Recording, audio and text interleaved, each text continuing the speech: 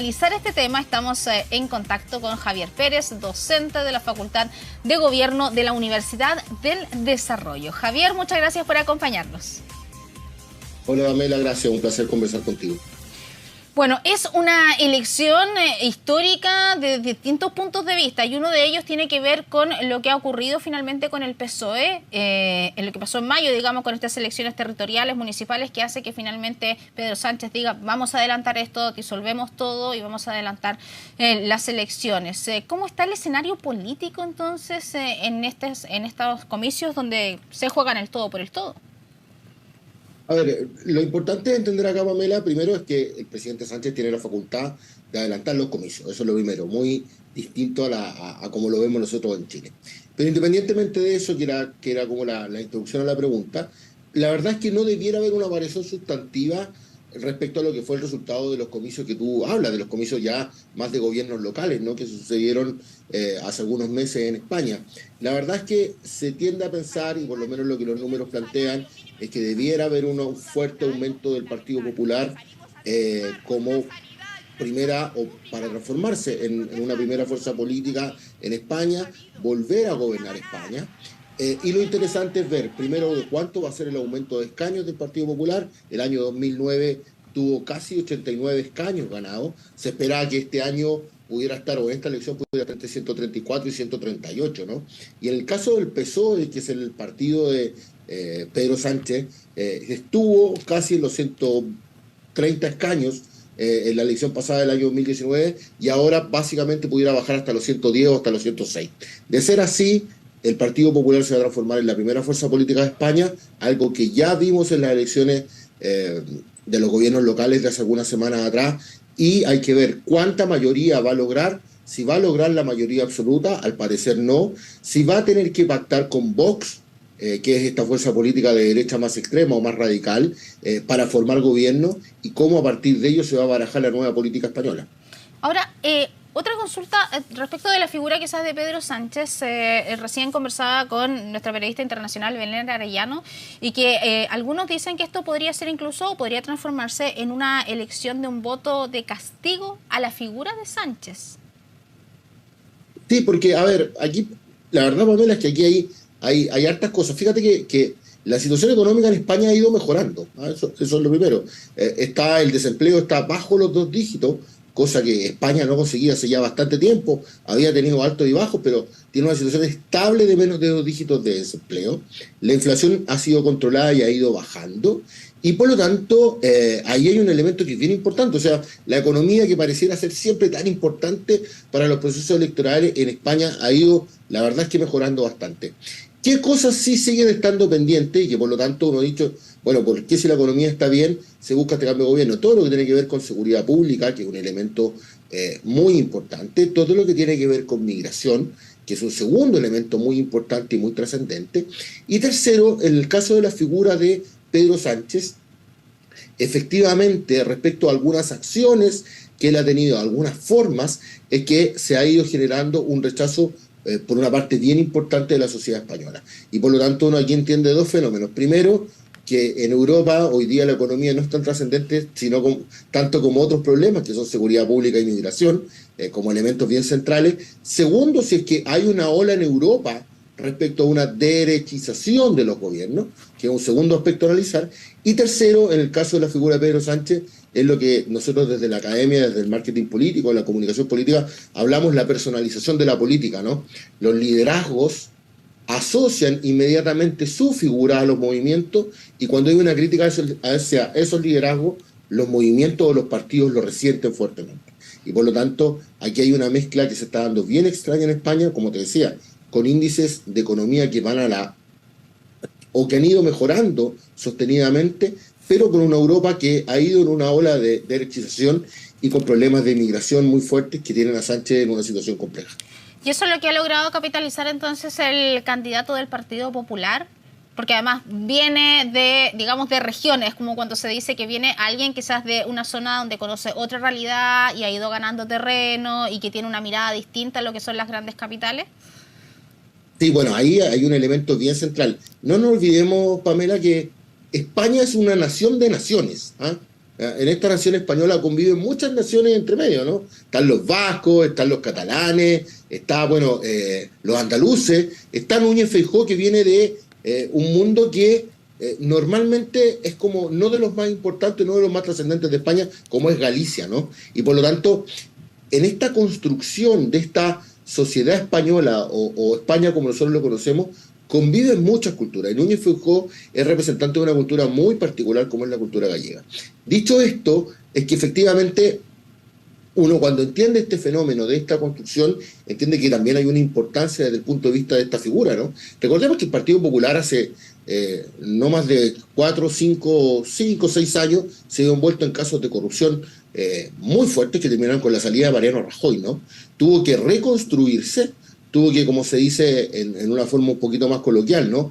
Operarse de aquellos liderazgos que estuvieron asociados al proceso de corrupción, el mismo Mariano Rajoy, y rápidamente emerger con nuevos liderazgos. Emerge el liderazgo de Núñez Feijóo como presidente del partido, como un elemento importante, como un elemento trascendente de esta figura que tú bien decías, que viene desde una provincia, no desde la provincia o desde una de las provincias más destacadas de España o de una de la autonomía, y por lo tanto, a partir de ello, el Partido Popular se reconstruye. Y en esta mirada es interesante ver cómo lo va a poder hacer, cuántos escaños va a obtener y qué va a necesitar para formar gobierno en la eventualidad de que las encuestas estén en lo cierto y que efectivamente España haya o vaya a virar hacia la derecha como lo han hecho otros países de Europa.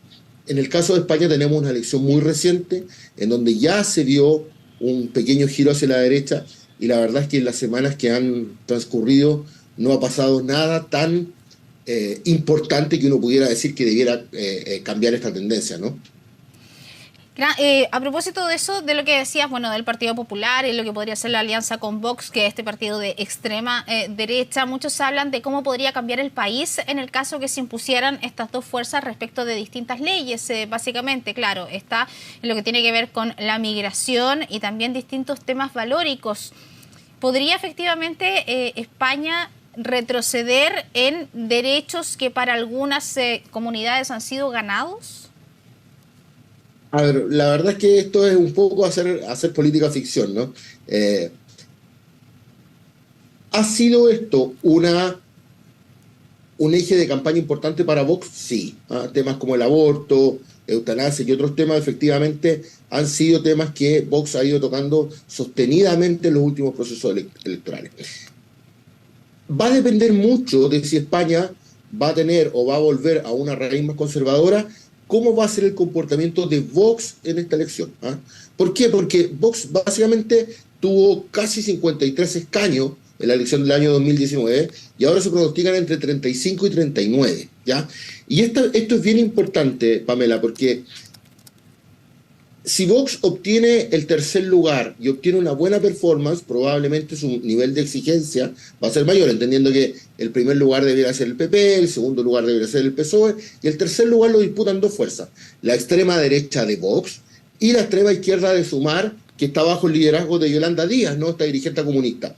Por lo tanto, en este ejercicio, para pensar si es que España tuviera un giro hacia lo conservador y hubieran cambio de algunas leyes importantes en temas valóricos y morales, va a depender mucho de si Vox obtiene una gran cantidad de escaños, cuánto baja en relación a la elección anterior y se obtiene o no el tercer lugar en este proceso electoral. Y por lo tanto, a partir de ello podríamos ya empezar quizás mañana en la noche o el día lunes a elucubrar cómo podría ser este giro político. Hasta ahora, la verdad es que sin tener los resultados claros, es difícil predecir cuál va a ser el comportamiento.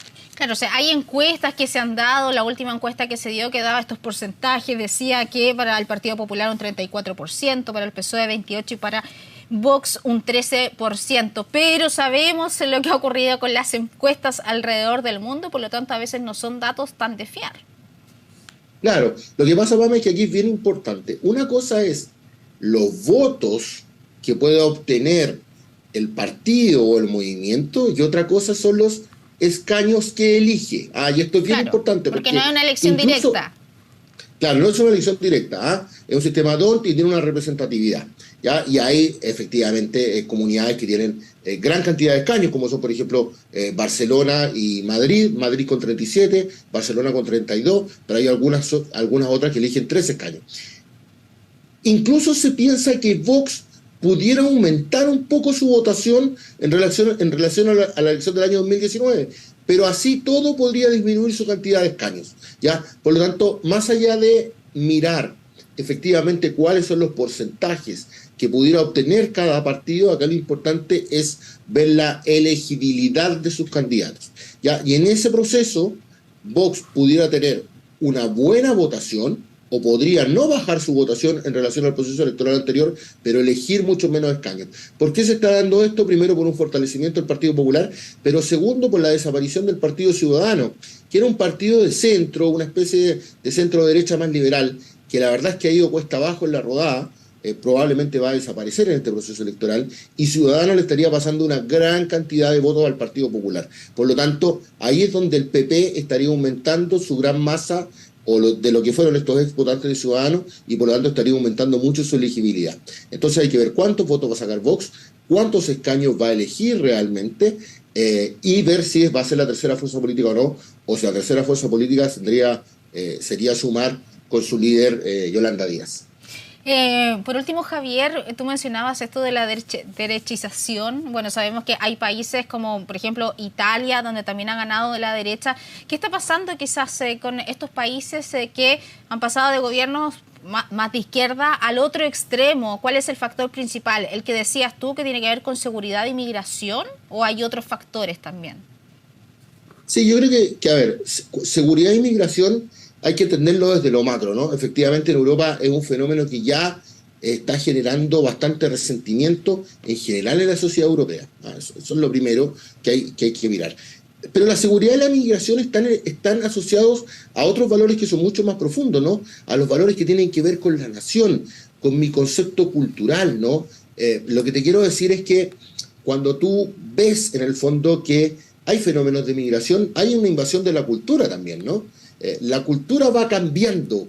¿Ah? ¿Por qué? Porque llega gente con ámbitos culturales distintos, y eso va generando cierta sensación de resquemor o cierta sensación de rechazo en las distintas sociedades. Entonces, hay un elemento claro que es práctico, ¿no? Al haber migración hay mayor oferta laboral, al haber mayor oferta laboral de repente incluso baja el estándar de los sueldos, y eso afecta directamente a quienes viven en un espacio o en un territorio. Pero eso es lo práctico. Lo profundo tiene que ver con esta invasión hacia la cultura, esta derechización que hemos estado viendo, ojo, porque pasó en Italia, pasó en Turquía, con la reelección de Erdogan. La derecha más derecha, valga la redundancia, de Alemania, ganó hace 2 semanas la elección, en el fondo, que tuvo que ver con las autoridades locales y con el Parlamento, el fenómeno de lo que ha ido pasando en Austria, el fenómeno de lo que ha ido pasando con Jean-Marie Le Pen en Francia. O sea, hay muchos factores que están dando vuelta, y tiene que ver especialmente con esto, con la migración como fenómeno, con la seguridad pública, pero también, como te digo, con un asunto que tiene que ver con lo práctico, empleo, desempleo, bueno, etcétera, etcétera, pero también con esta invasión cultural, ¿no? Con este querer volver a preservar ciertos valores que han caracterizado a las naciones, y que básicamente tienen este discurso antiglobalista y mucho más nacionalista y patriótico. Muy bien, Javier Pérez, docente de la Facultad de Gobierno de la Universidad del Desarrollo. Muchas gracias por acompañarnos. Que estés bien. No, gracias, Pamela, a ustedes por la invitación.